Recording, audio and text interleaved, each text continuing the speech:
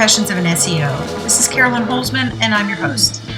This is the safe space where we can talk all things on the business end of SEO, the people part, from someone who has actually been there on both sides, an independent local business owner and now a professional SEO.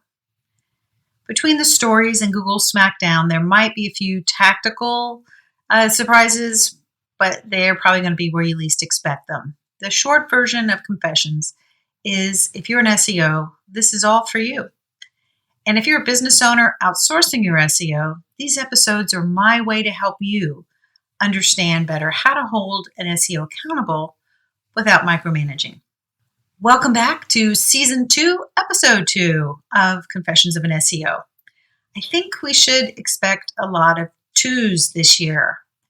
Apparently, tons of marketing people, I think, have pegged February 2nd this year like a numerical holiday. And I am looking at you, Washington football team, and it better be good. What's up today? Well, first, I figured a short share on the Forensic SEO live training coming up next week, a quick update on the indexation project, and then we're going to end on the biggest pain in the ass in client SEO from both sides. I'm starting my live training next week, Forensic SEO. And that's really fun for me. And thanks to the encouragement from my colleagues, it is happening. I'm so excited. I'm proud to announce the second worst sales page in history of sales pages is now live. So if you want to go see it and have a laugh or sign up, either one is fine with me. This is where I'm going to give you a short link, but I'll also put it in the description.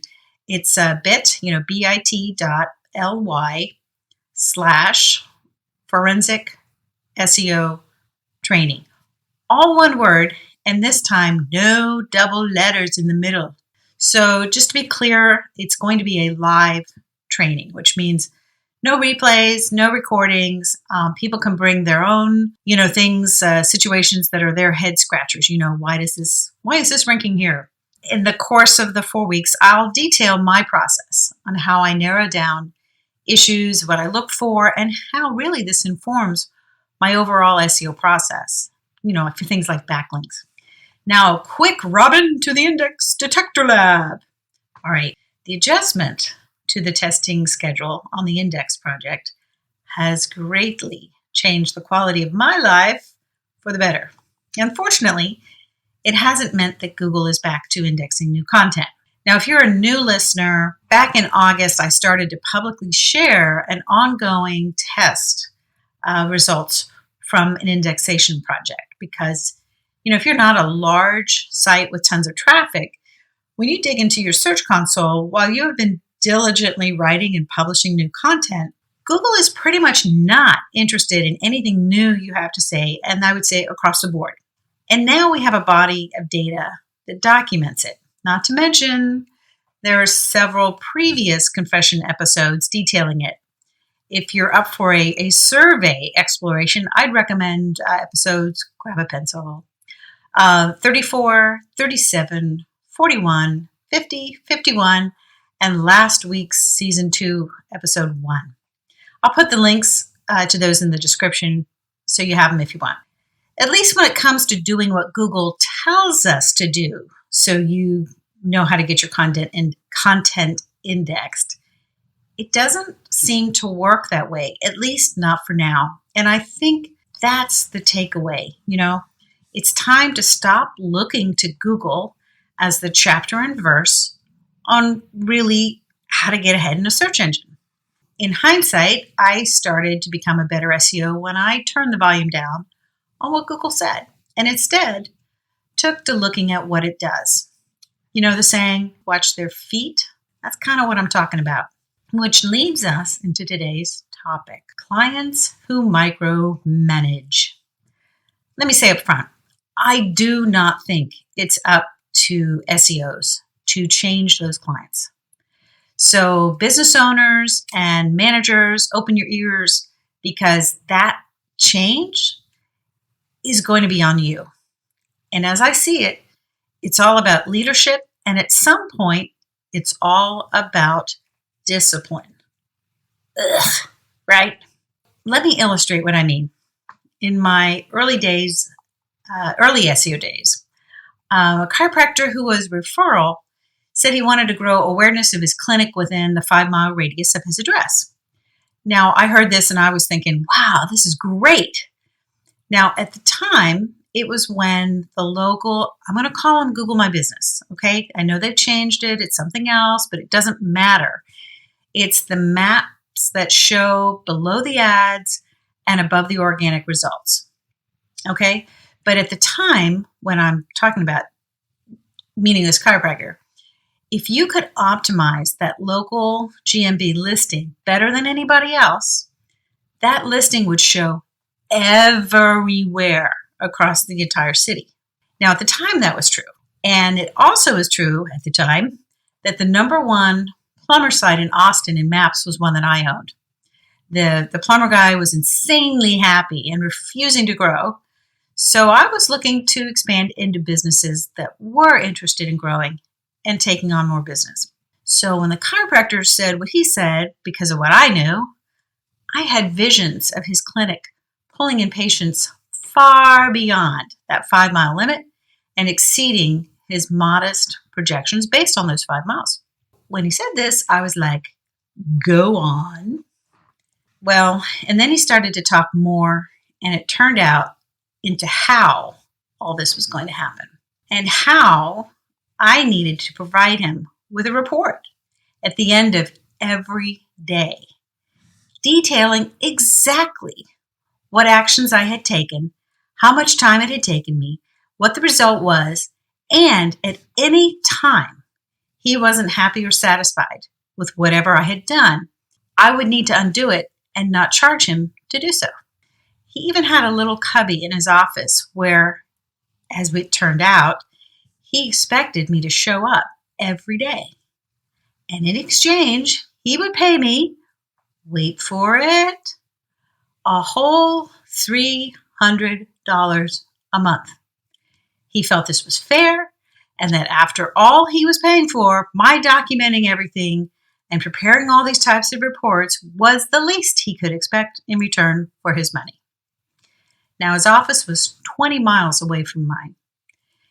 And with each word that came out of his mouth, I really got super depressed. It was almost like, in the movies, where the sound just kind of like goes right in through your ears and all you can hear is that hum. So I knew it was not going to happen, but all I could think of was, geez, it took me 40 minutes to get to this damn office, which means I'm going to spend another 40 to get back to mine, and none of it's going to lead to anything. He seemed super pleased with this offer and a little perplexed that, I wasn't jumping right on it right away. And at the time, I have matured since then, but at the time, I felt it was easier and maybe more professional for me to say no from a distance instead of right into his face when he was so happy about sharing his generous offer. So I thanked him for his time and said I'd have to think it over, run the numbers, and get back with him. By the time I got back to my car, I calculated this full-time gig at $300 a month was just under $2 an hour, plus paying out of my own pocket for gas and the daily travel, which would be like around 2 hours of traffic, was good. And that was 5 days a week.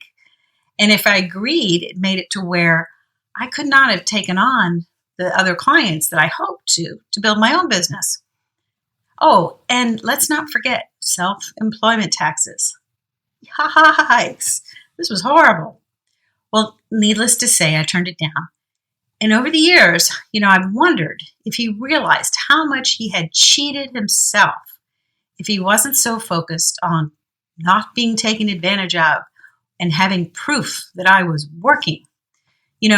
His could have been the busiest chiropractic practice in town.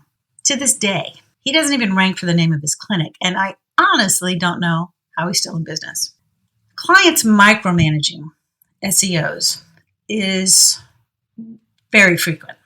You can't talk to an SEO without hearing some form of that. And I don't see this discussion as like our only episode on it, but I think we have to start somewhere. And the thing is, micromanagers don't self-identify as micromanagers. So having experienced SEO clients micromanaging me, I have questions. I brought questions.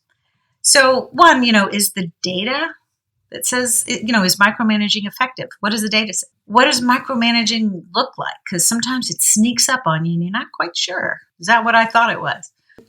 Is there anything that a business owner can do to help themselves? Because I understand they come from, it's a big gulf usually between what they understand of SEO and what's being done for them.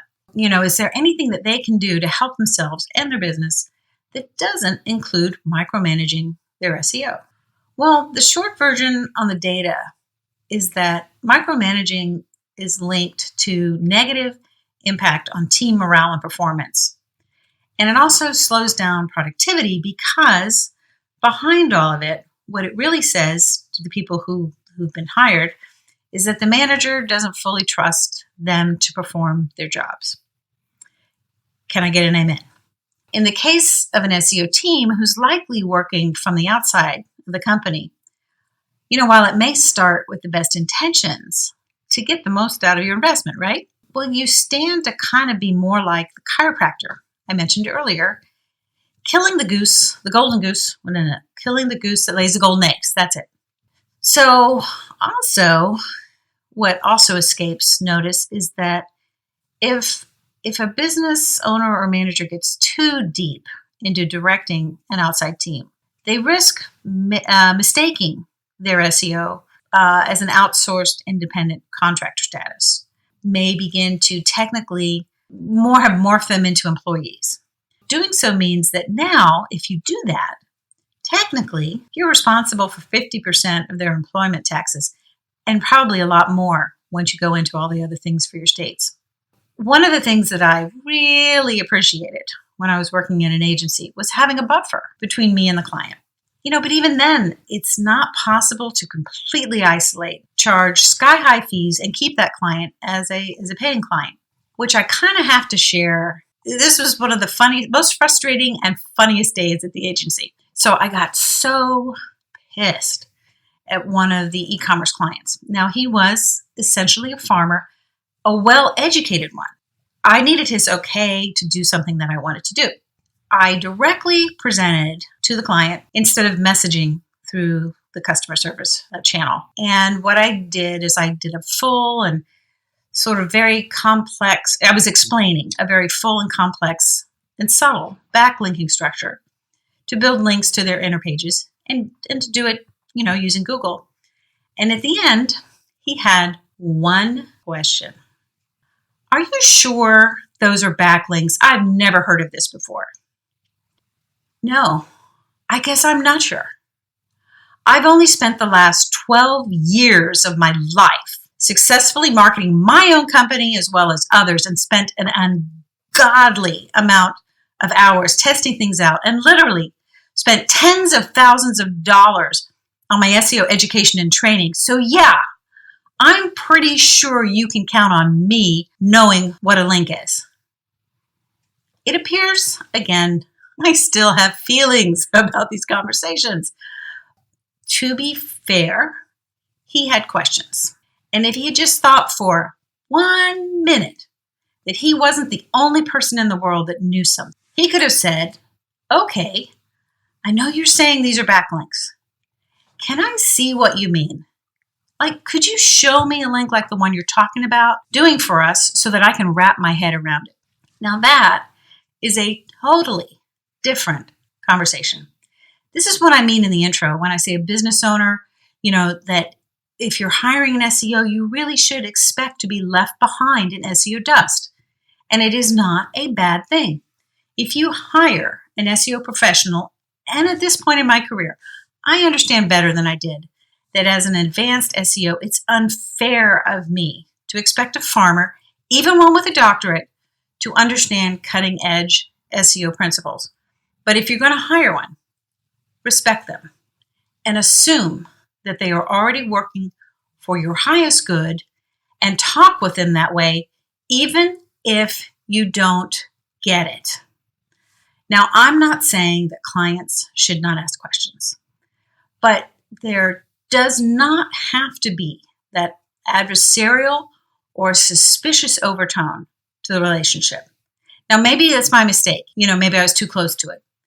But it's really, I would say, a lot of the difficulty is that adversarial or suspicious. Like, do you really know what you're doing?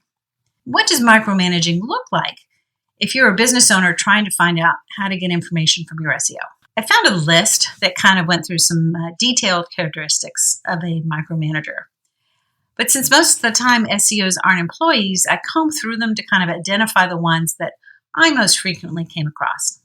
I'll name some of them, like ask for frequent updates, expect overly detailed reports on a regular basis, look at every detail rather than focus on the bigger perspective, suggest unrealistic deadlines, tell people exactly how those tasks should be done, leaving no room for creativity or initiative, focusing on unimportant details, and this is the kicker, communicating outside of business hours via text. Please don't do that.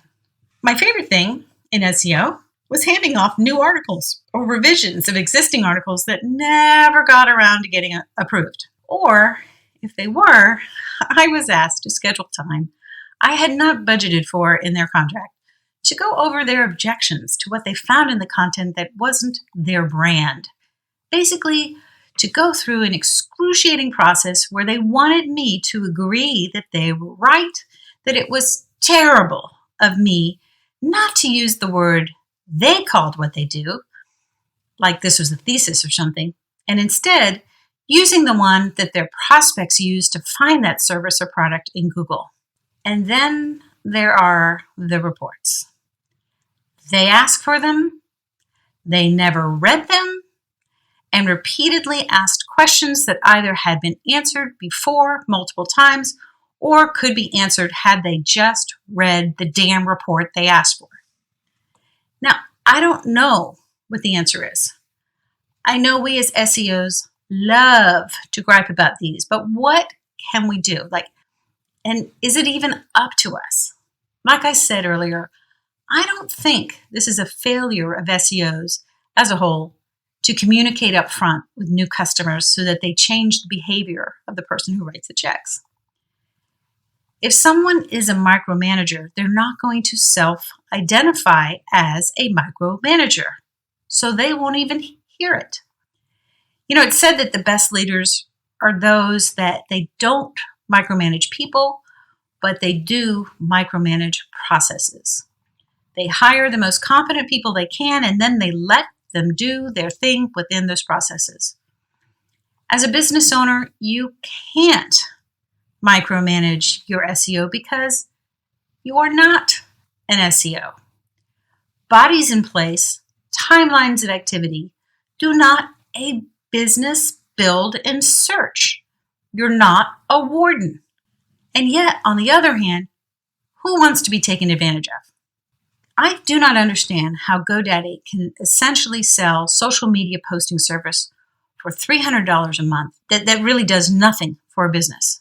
I just don't get it. And it dawned on me about 7 years ago, 7 years into doing client SEO, that some businesses deserve to be where they are. Page 3, all the way, baby. About 5 years ago, I had the idea of reviewing SEO proposals, basically charging to explain to the business owners what exactly it was that they were buying, because most did not understand. And the idea was at least to create a basis of understanding, because the contracts that I'd seen to date, and they're like pretty much 3 types: selling paid ads and calling it SEO, building a website and hosting it and calling that SEO, doing social media and calling it SEO. None of these are actually SEO, by the way. And if you bought one of them, it's not your fault, okay? It's really challenging to create a set of processes for what to do for SEO when the search engine environment, let's face it, it's a rapidly changing, hostile one for SEO. While the principles of, let's say, being topically relevant remain, how to communicate that to a search engine is what is constantly in flux. These big box providers, they're often selling packages based on a past SEO technique or tactic that may have worked, but no longer packs the punch it used to. or there's simply bypassing it altogether because it is very hard to stay current and stay in process. Maybe it's time for a variation on the review proposals theme and have a micromanaging training component to it, because I hate to break it to you. If you're a micromanager, odds are you're not just doing it to your SEO. So maybe if you had a third party who understands SEO, you could have your opportunity to vent, just like we get new information and new approaches that would satisfy your mind and fill the gap between what you understand and what you're paying for being done for you. Otherwise, you could end up like that chiropractor who hardly ranks for the name of his clinic. Now, I think there are a lot more examples of real-life micromanaging, and if you agree, please send them in. I'm sure there are some doozies out there, and I know I want to hear them. And if the past survey is to be believed, this audience definitely wants to hear them. And you never know, the life you save might be your own. Well, that's going to do it for today. Thank you for being a listener. And next week, we're going to talk about yoga pants. A special thank you to the sponsors of Confessions.